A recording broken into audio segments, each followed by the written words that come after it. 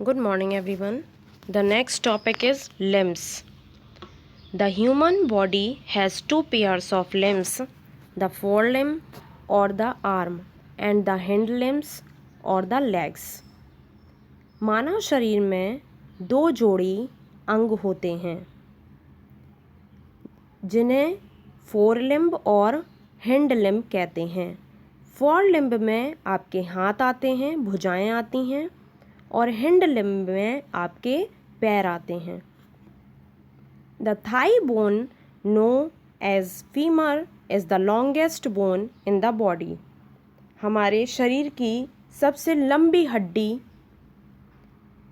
जो थाइज़ की बोन होती है, जिसे हम फीमर हड्डी बोलते हैं, यह हमारे शरीर की सबसे लंबी हड्डी होती है जो हमारी थाइज़ जांग में पाई जाती है। जॉइंट्स जोड़, the place where two or more bones meet or joint together are called joints.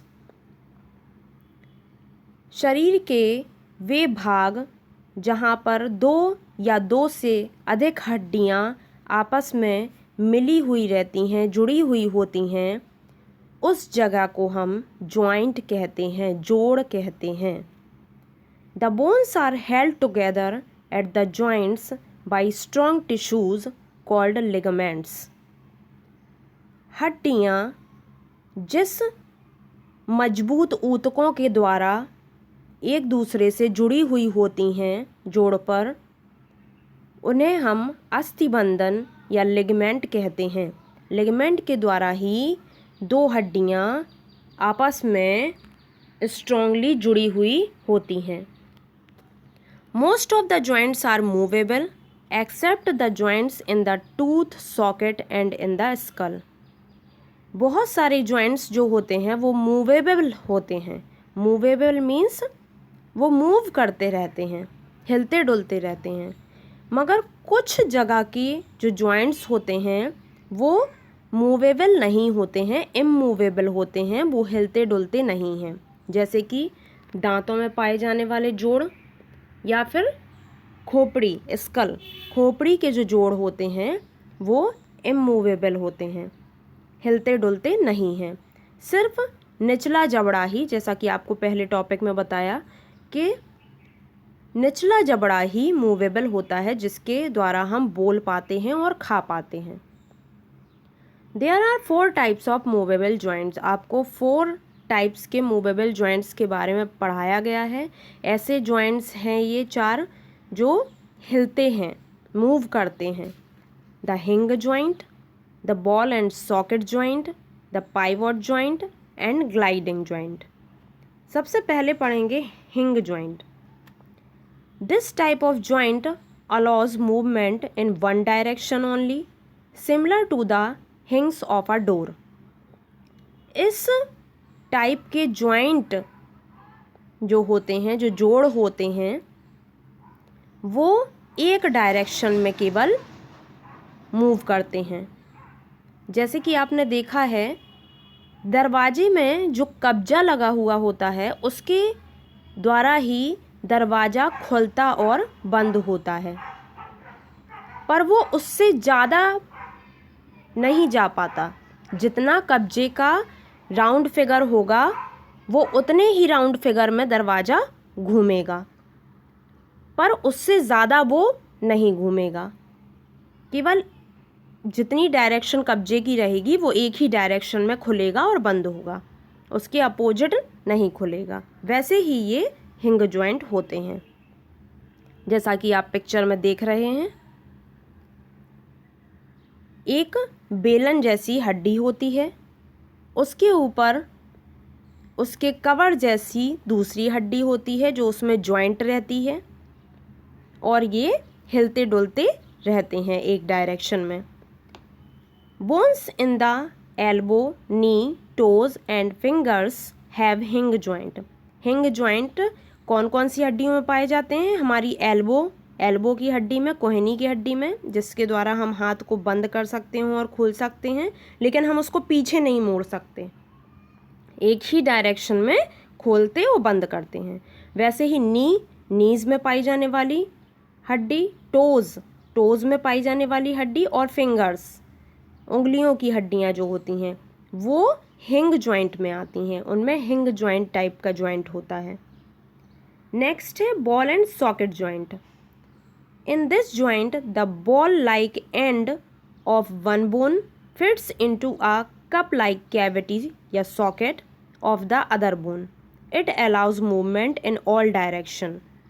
जैसा कि आप देख रहे हैं, shoulder and hip joint are this type. Ball and socket joint type की हड्डी कहाँ पाई जाती है? हमारे शोल्डर में, जो कि दिखाया गया है, और एक होती है हिप, कूल्हे की हड्डी में, जहाँ से हमारा पैर जुड़ा हुआ होता है। तो ये हड्डियाँ ऐसी होती हैं, एक हड्डी होती है बॉल जैसी गोल गोल, जैसा कि आपको ये शोल्डर में दिख रहा है, देखिए बॉल जैसी गोल गोल है, और वो जिसमें फिट रहती है वो कप लाइक स्ट्रक्चर होता है, एक सॉकेट होता है जिसमें बॉल बैठ जाती है। ठीक है, तो एक हड्डी बॉल जैसी होती है और एक कप जैसी होती है, ताकि वो बॉल उस कप में फिट हो जाए। और ये जो हड्डी होती है ये ऑल डायरेक्शंस में मूव करती है, लाइक हैंड हम सारे डायरेक्शंस में ऐसे घुमा लेते हैं ना, गोल गोल। नेक्स्ट आता है pivot joint. Pivot joint allows rotation only. In this joint the rounded surface of one bone fits into a ring formed by the other bone. Joint between the neck and the head is a pivot joint.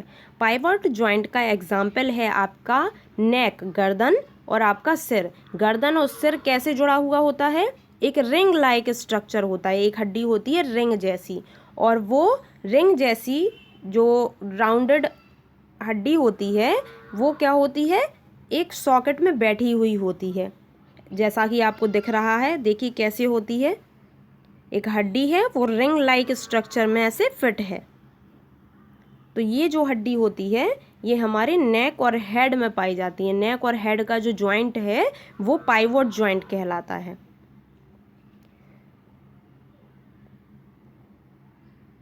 Next देखिए आप, next page आता है आपका gliding joint.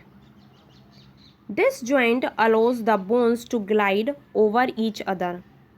Bones of the wrist and the ankle have gliding joint.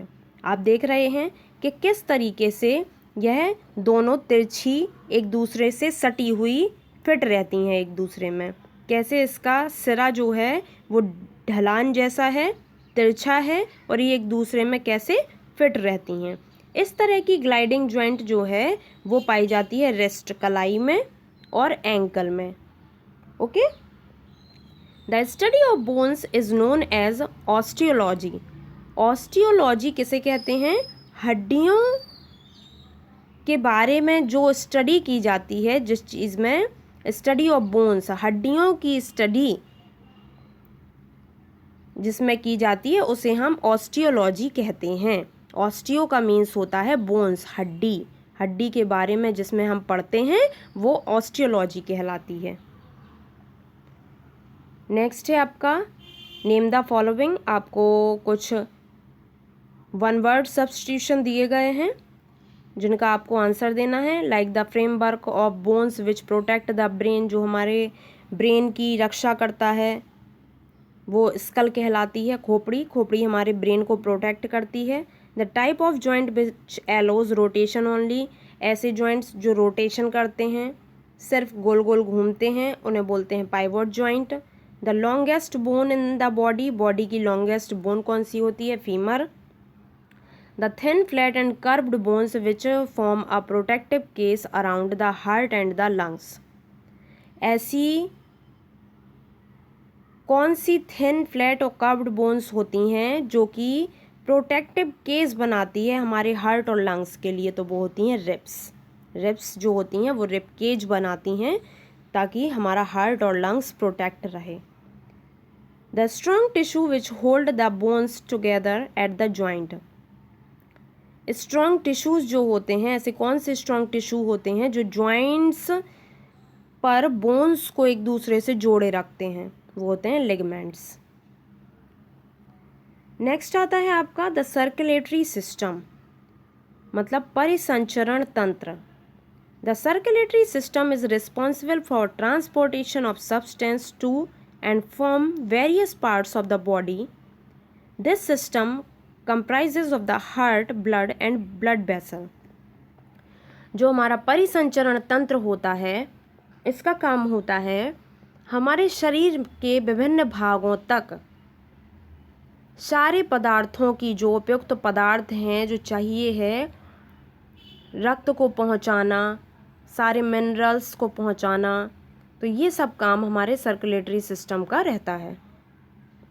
Circulatory system में आपका heart आता है, blood आता है और ब्लड वेसल्स आती हैं।